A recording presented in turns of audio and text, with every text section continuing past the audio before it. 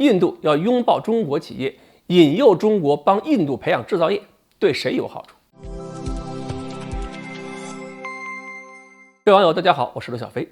2022年，中印两国的贸易额比2021年是增长了不少啊。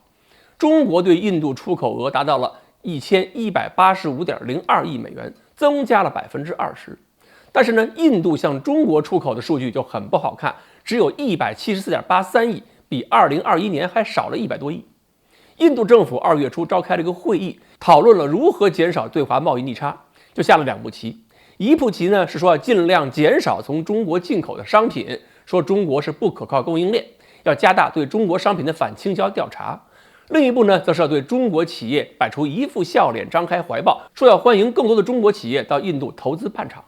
据彭博社报道说印度已经初步的有条件的批准了苹果公司的一些中国供应商在印度生产。然后呢，一些印度媒体也说这就对了，印度需要中国的中小企业在印度开展商业活动，带动印度在电子等行业的发展和创新。所以逆差大了没什么，坚持5年左右吧，印度需要这样。所以又想购买中国商品，又希望中国帮助印度发展制造业，这印度人想的还真够周到的。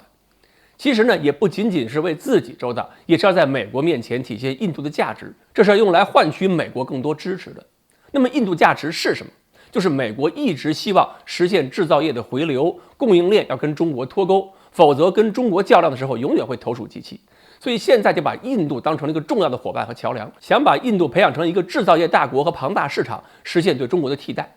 但是印度这2年的表现呢，也实在是不争气。英国金融时报援引了一名知情人士的话说，在印度南部塔塔集团经营的一家机壳厂在给苹果手机生产零部件，但是产品只有一半质量符合标准，区50%的良品率。这样的供货商让苹果公司在印度怎么能够放心控制成本呢？所以印度才会批准中国企业去印度生产苹果手机的零部件，这是想尽办法要把苹果在印度继续发展信心维持住。据说印度给特斯拉汽车提供零配件的成绩就更惨了，美国政府一直是千方百计想让特斯拉离开中国，还动用了中国国内一大批的野生智库，制造大量的舆论，目标就是让特斯拉从中国搬走，转移到印度。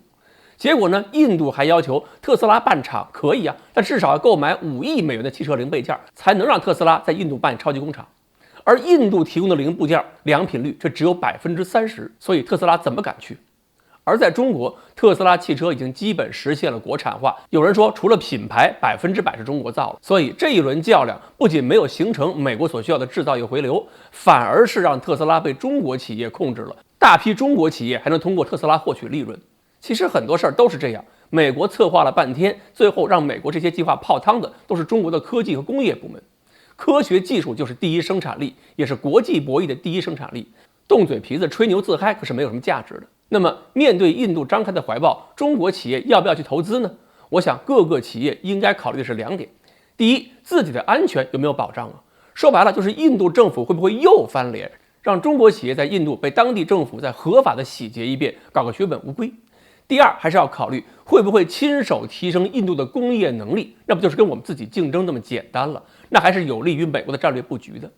所以要投资也不是不行，最好就是单纯的出售中国产品。如果要去办厂，也应该用低端制造业去冲击印度那些中小企业，不能让印度产生相对完整的工业体系，不能去提高印度的基建水平和投资环境，更不能投资高端制造业去拉动印度的发展能力。如果美国特别想把印度扶上墙，那么就让美国人自己去投资好了。